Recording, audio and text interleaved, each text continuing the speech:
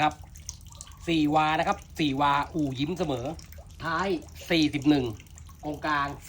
47หัว40ครับเรือเปาะฝุ่นอย่างนี้นะครับเรือเดิมๆอาบไฟเบอร์แล้วครับล้างแล้วก็เลี่ยมนะครับครับกงเต็มร้อยครับกงเต็มร้อยสวยจัดครับอู่ยิ้มเสมอครับผม